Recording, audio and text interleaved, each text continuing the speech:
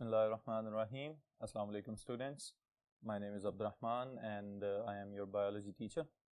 इस सेशन में हम स्टडी करेंगे why the cell is known as basic unit of structure and function, what is division of labor, और फिर उसी की continuity के अंदर what are the main parts of the cell, cell के बुनियादी हिस्से कौन कौन से हैं और centrifugation.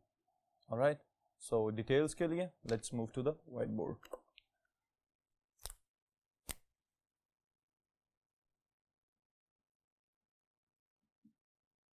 Okay, the question is why cell is the unit of structure and function.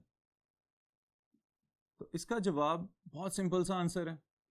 Cell चूंकि यूनिट है तो यूनिट्स जो हैं पहले नंबर पे तो स्ट्रक्चरल यूनिट. इसका मतलब क्या है, बिल्कुल इसी तरह से कि जैसे बहुत से बिल्डिंग्स हमारे इर्द गिर्द छोटे छोटे यूनिट्स ब्रिक्स पे मुश्तमिल हैं, ईंटों से बनी हुई हैं या ब्लॉक से बनी हुई हैं, बिल्कुल इसी तरह हमारे जो अज्साम हैं, जो हमारी बॉडीज हैं, they are also composed of cells. तो साख्त के एतबार से हमारी बॉडी के अंदर एक बहुत बड़ी वैरायटी मौजूद है. हमारी बॉडी के अंदर मसल सेल्स हैं, स्किन के अंदर एपिथेलियल सेल्स हैं, आंखों के अंदर कोन्स और रॉड्स के सेल्स हैं. लेकिन ये सब के सब सेल्स चूंकि बना रहे हैं साख्तों को, इस वजह से हम कहते हैं these are the structural units. फिर इसी तरह हर सेल एक स्पेसिफिक फंक्शन परफॉर्म कर रहा है.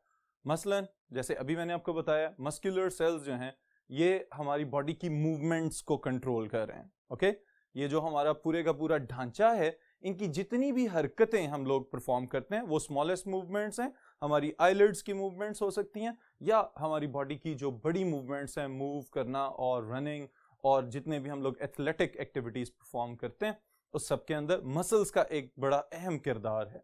तो दैट्स व्हाई हम कह सकते हैं कि the cells are the functional units.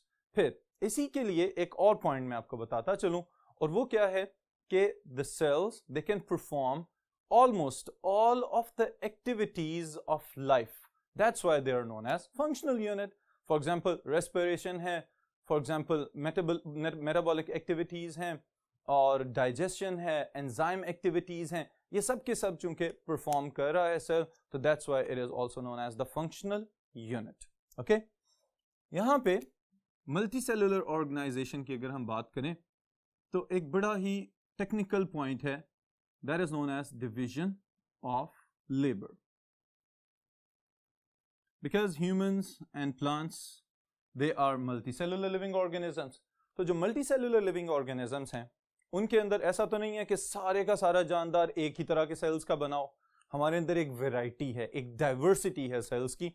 तो जितनी इकसाम के सेल्स हैं उतनी ही तरह के फंक्शंस परफॉर्म कर रहे हैं, लेकिन एक यूनिफाइड गोल के लिए. और यूनिफाइड गोल क्या है कि अगर मैं अपनी बॉडी को ऑर्डर देता हूं कि आई हैव टू सर्वाइव, मुझे जिंदा रहना है, तो उस जिंदा रहने के लिए मेरा डाइजेस्टिव सिस्टम भी काम कर रहा है. डाइजेस्टिव सिस्टम के अंदर बहुत सारे टिश्यूज काम कर रहे हैं, उन बहुत सारे टिश्यूज के अंदर बहुत सारे सेल्स काम कर रहे हैं, और वो सेल्स मिल के काम कर रहे हैं. This is known as division of labour.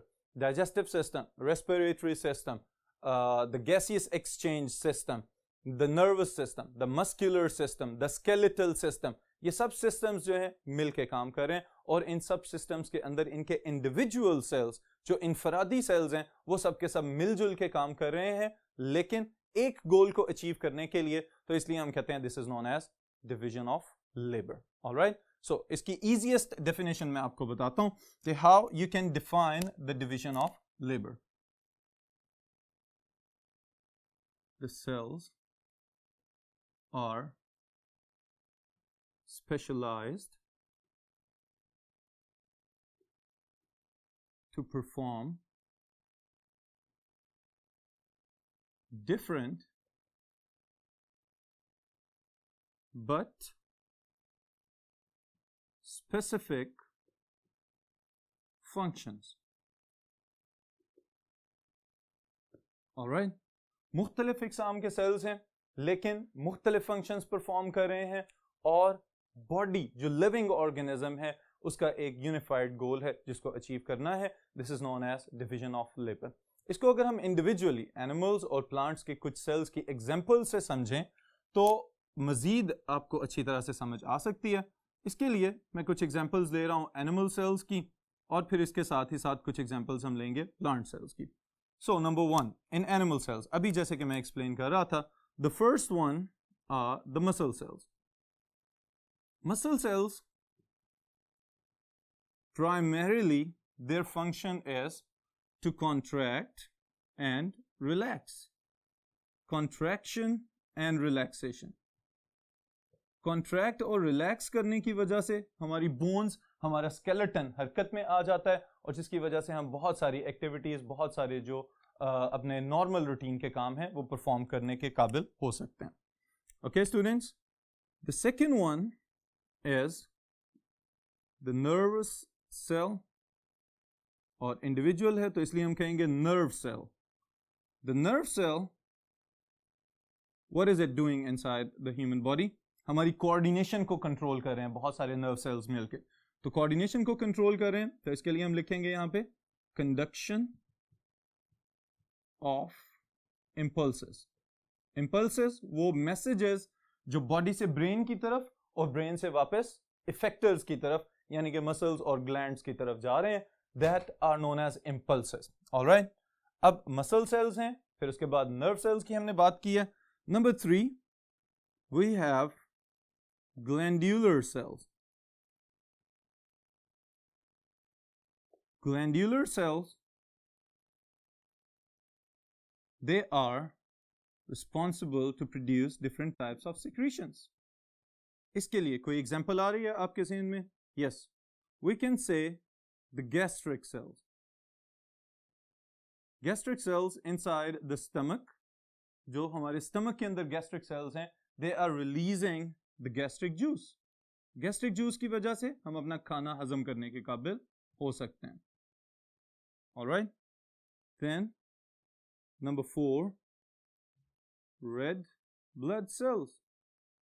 इसकी वजह से हमारा खून जो है वो हमें रेड कलर में नजर आ रहा है. They can also be abbreviated as RBCs, red blood cells. तो red blood cells का क्या फंक्शन है? बहुत सिंपल सा आसान सा फंक्शन है इनका हमारी बॉडी में, और क्या है? Transport of oxygen. ऑलराइट, हमारे लंग्स में से जो एयर इनहेल की है हमारी बॉडी ने, उसमें से ऑक्सीजन को अपने ऊपर अटैच करना और पूरी बॉडी के अंदर ट्रांसपोर्ट करवा देना. This is the function of the red blood cells. Alright, तो अब आपको अंदाजा हो गया होगा कि कोई भी एक तरह के सेल हमारी बॉडी में कोई एक फंक्शन परफॉर्म नहीं कर रहे, बल्कि डिफरेंट सेल्स हैं जो डिफरेंट फंक्शंस परफॉर्म कर रहे हैं, लेकिन हमारी बॉडी जो है एज अ होल सर्वाइव कर रही है, तो हम कहेंगे this is division of labour. Alright, फिर कुछ एग्जांपल्स इसी तरह हम ले लेते हैं प्लांट्स में से. सो द प्लांट सेल्स, कोई एग्जांपल्स आपके माइंड में आ रही हैं? All right. The first one is the xylem. Xylem and phloem. मशहूर ज़माना compound tissues इनको हम बोलते हैं, but individually they are also made up of cells. तो हम कहेंगे xylem cells and phloem cells. All right. Xylem is responsible for conduction of water and dissolved minerals inside it. Okay? एक अहम बात मैं यहाँ पे बताता चलूँ आपको कि जाइलम में हमेशा जो वाटर का फ्लो है that is known as unidirectional flow. वो हमेशा रूट्स से लीव्स की तरफ या अपर एरियल पार्ट्स की तरफ होता है, तो that is known as unidirectional flow of water. Okay? फिर the second conducting cells inside the plants, they are phloem cells. Phloem, they're responsible for translocation of sugars. Okay? Sugars को एक जगह से दूसरी जगह लेके जाना. Sometimes leaves अगर sugars बना रहे हैं तो वहां से वो sugars को उठाएंगे और किसी दूसरी जगह जाके स्टोर कर देंगे. और बाज़ औक़ात ऐसा भी होता है कि स्टोर्ड जगह से शुगर को उठाया जाए और किसी और जगह पे जाके डंप कर दिया जाए. This is the function of the phloem. All right. Then number 3, वो टिश्यूज जिनकी वजह से शुगर्स बन रही हैं, that is known as chlorenchyma. Okay.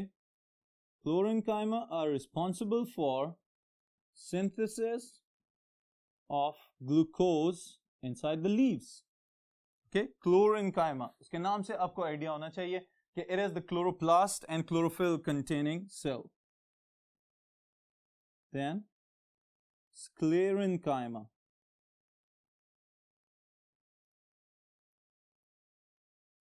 Sclerenchyma, it provides support to the plant cells. Okay. Then we have parenchyma. Parenchyma, it stores surplus यानी कि इजाफी food. जो खुराक सेल की या प्लांट की अपनी ज़रूरियात से ज़्यादा है उसको फिर पेरेन्काइमा सेल्स और पेरेन्काइमा टिश्यूज के अंदर स्टोर कर दिया जाता है. ये हैं कुछ प्लांट्स के different cells: xylem, phloem, क्लोरेन्काइमा, sclerenchyma, parenchyma और मेरिस्टेमेटिक सेल्स. ऑलराइट. तो next is very important topic students, this is centrifugation. Okay, बहुत इंपॉर्टेंट शॉर्ट क्वेश्चन है और टेक्निक स्पेशली जो है ये आपको समझनी चाहिए. आपके फ्यूचर में रिसर्च पर्पसेस के लिए आपके काम आएगी ये वाला topic. Alright. So this is centrifugation. Centrifugation को सबसे पहले नंबर पे मैं डिवाइड करने लगा हूं into different steps. Okay, so the first one is isolation. इसको समझें कि ये क्या चीज है. आइसोलेट कर देना, अलहदा कर देना. The second one is fractionation. किसी चीज को उसके मजीद छोटे हिस्सों में तकसीम कर देना. This is known as fractionation. Then is centrifugation. Centrifugation centrifugal force से रिलेटेड टर्म है ये, और वही यहां पे अप्लाई होगा मेन प्रिंसिपल. लेकिन मैकेनिज्म क्या है इसका ये मैं अभी आपको समझाता हूं. Okay, so these are the 3 basic steps of this technique जो आपने अपने ज़हन में रखने हैं.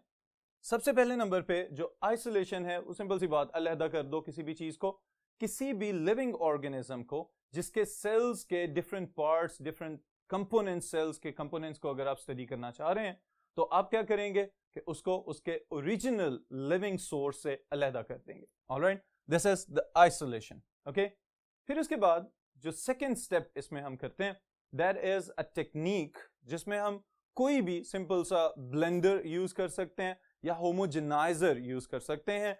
अब उसमें क्या किया जाता है कि उस बड़े पार्ट ऑफ द टिश्यू को छोटे छोटे छोटे छोटे बहुत सारे हिस्सों में डिवाइड करना जरूरी होता है ताकि उसके कंपोनेंट्स को मजीद डिटेल में ज्यादा अच्छे तरीके से स्टडी किया जा सके. उसकी स्टडी जो है वो पॉसिबल हो सके अंडर द माइक्रोस्कोप और later on electron microscope. Then is the centrifugation. Centrifugation में मेन प्रिंसिपल जो अप्लाई किया जाएगा यहां पे दैट इज व्हाट के separation of different components of the cell according to their density gradients. जो चीजें हैवी होती हैं वो हमेशा आफ्टर सेंट्रीफ्यूगेशन टेस्ट ट्यूब के बॉटम पे आपको नजर आती हैं. ऑलराइट, फॉर एग्जांपल अगर मैं यहां पे एक सीक्वेंस लिखूं कुछ ऑर्गेनेल्स का, the first one is nucleus, the second one is mitochondria, the third one lysosomes, and the fourth one ribosomes.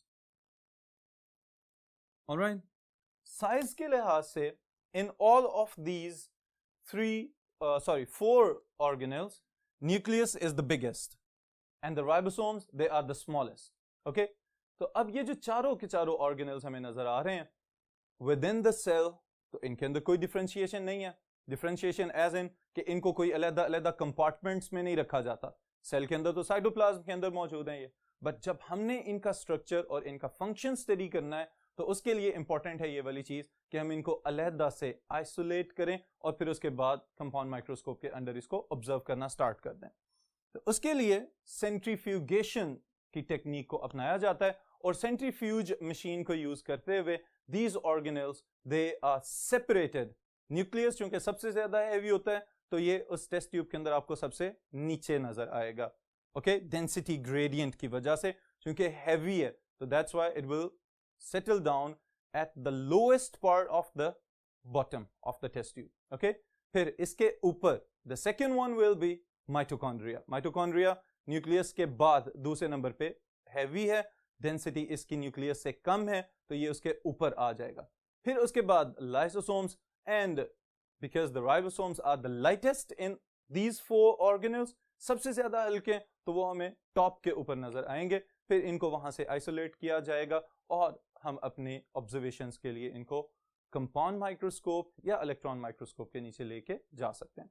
Alright, ये टेक्निक अभी यहाँ पे आपको बड़ी डिटेल में मैं दिखाने लगा हूं कि सबसे पहले नंबर पे हम कुछ टिश्यूज के सैंपल्स लेते हैं, उन सैंपल्स को किसी भी ब्लेंडर के अंदर या ग्राइंडर के अंदर रख के अच्छी तरह से मिक्स कर दिया जाता है, okay.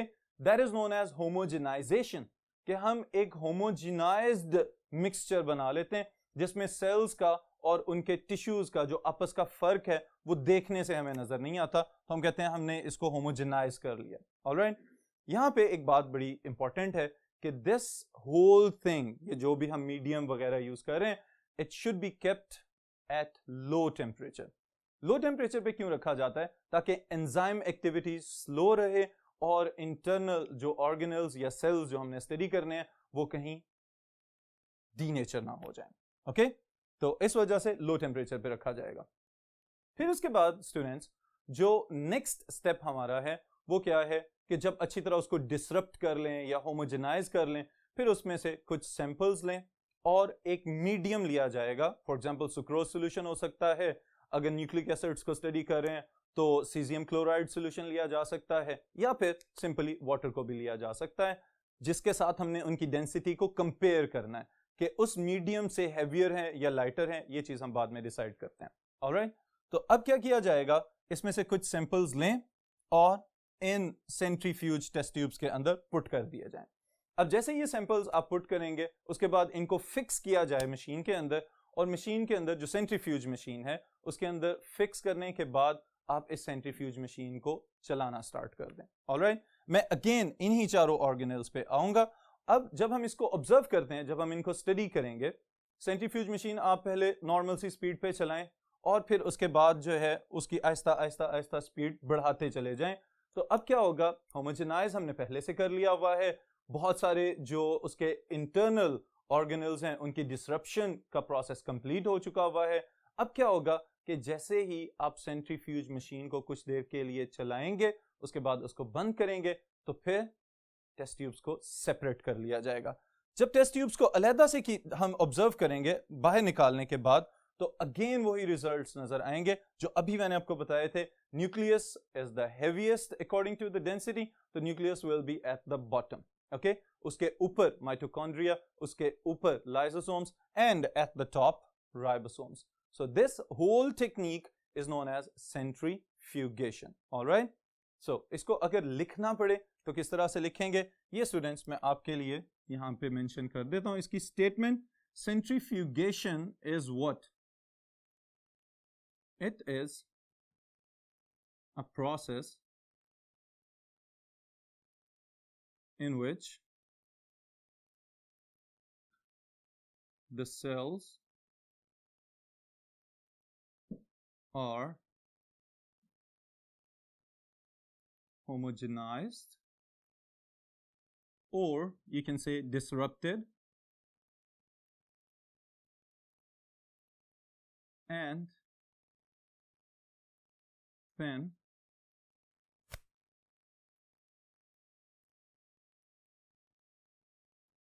the components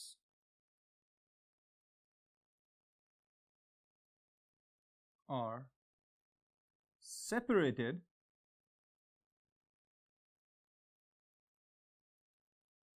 by spinning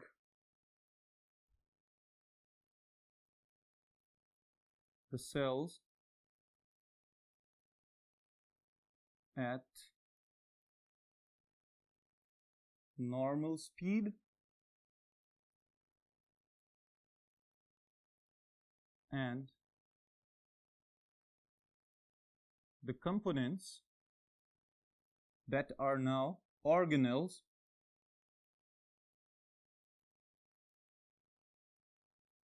are separated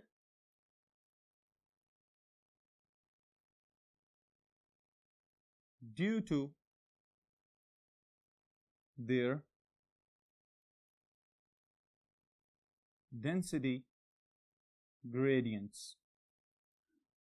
All right, students, this is centrifugation. Okay, sometimes ऐसा भी possible है कि कुछ components जो कि सेल के अंदर उसके different organelles के साथ attached हैं वो इतने easily अलग नहीं होते normal speed पे, तो उसके लिए फिर हमें centrifuge machine की speed बहुत ज़्यादा तेज़ करनी पड़ती है. जब हम उसकी speed बहुत ज़्यादा तेज़ करते हैं तो उसके लिए फिर term use की जाती है ultra centrifugation. Okay, ultra centrifugation same यही चीज ऊपर वाली डेफिनेशन आप अप्लाई करेंगे, लेकिन you will only change normal speed with the high speed. आप सिर्फ लिखेंगे कि नॉर्मल स्पीड की बजाय हाई स्पीड पे अगर डिफरेंट कंपोनेंट्स को सेपरेट किया जाता है विद इन द सेल्स तो फिर हम कह सकते हैं कि this is known as ultra centrifugation. Alright, next there is another short question. This short question is, what are the basic components of a cell? What are the basic components of a cell? किसी भी cell के कितने बुनियादी components हो सकते हैं? Okay, अब जो बेसिक कंपोनेंट्स हैं प्रीवियस सेशन में ये बात मैं आपको बता चुका हूँ. According to Schleiden and Schwann, there are three basic components of a eukaryotic cell: plasma membrane, the outermost boundary, the cytoplasm, the gelatinous material within the plasma membrane, and the third one is the control center of the cell, that is nucleus. A plasma membrane eukaryotic prokaryotic cells में common feature है. Cytoplasm itself, it's a common feature. Nucleus की base पे the living organisms, they have been classified into two basic streams. दो बड़ी classes बना दी गई हैं cellular organization की बुनियाद पे, and they can be classified as types of cells. और types of cells की वजह से living organisms have been classified. All right, so the first one are prokaryotes.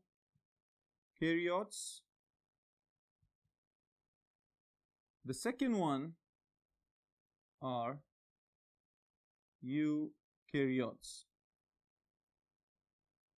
Prokaryotes, they are made up of primitive type of cells. पुरानी किस्म के sales हैं इनके पास, और किस वजह से इनको हम कह रहे हैं कि they belong to the primitive class of the organisation? वजह इसकी है they lack a definite nucleus. इनके पास वेल डिफाइंड न्यूक्लियस मौजूद नहीं है. ऑलराइट, अभी जो ऊपर बात मैंने आपको बताई थी कि न्यूक्लियस की बुनियाद पे लिविंग ऑर्गेनिजम्स को दो डिफरेंट बड़ी क्लासेस में डिवाइड कर दिया गया है. तो उन दोनों क्लासेस में जो पुराने वाले थे they lack a definite nucleus. Alright, although इनके पास न्यूक्लियस नहीं है, लेकिन दे हैव क्रोमेटिन बॉडी और न्यूक्लियोइड. एक डेंस रीजन होता है प्रोकैरियोटिक सेल्स के साइटोप्लाज्म के अंदर जहां पे इनका जेनेटिक मटेरियल डीएनए उसको सस्पेंड करके रखा जाता है. चूंकि it is not bound by a definite type of nuclear membrane, that's why we call it is a primitive type of the nucleus. Okay, इसके पास जो न्यूक्लियर एनवेलप है वो मौजूद नहीं है, इस वजह से हम इसको कह रहे हैं कि ये एक प्रिमिटिव टाइप का सेल है. Alright, Then what could be the possible examples? Most familiar, bacteria. All right, bacteria best example है prokaryotic cells की, क्योंकि यूकैरियोटिक ऑर्गेनाइजेशन से पहले से बैक्टीरिया जो हैं इस कुराए अर्ज के ऊपर एग्जिस्ट कर रहे हैं. Then the eukaryotes. Eukaryotes are complex. In other words, हम ये भी कह सकते हैं they are a little bit advanced than the prokaryotic cells. Then they have a definite nucleus. इनके पास एक well defined nucleus मौजूद है. Alright? और प्रोकैरियोट्स की निस्बत थोड़े ज्यादा कम्प्लेक्स हैं. क्योंकि डेफिनेट न्यूक्लियस मौजूद है तो इनके अंदर मल्टी सेलुलर ऑर्गेनाइजेशन डेवलप हो चुकी हुई है. ऑलराइट, ये किस तरह से डेवलप हुई है, न्यूक्लियस का क्या रोल है, ये हम डिटेल में देखेंगे आने वाले सेशंस के अंदर. Well, right now the eukaryotes they are further divided into two major classes of living organisms.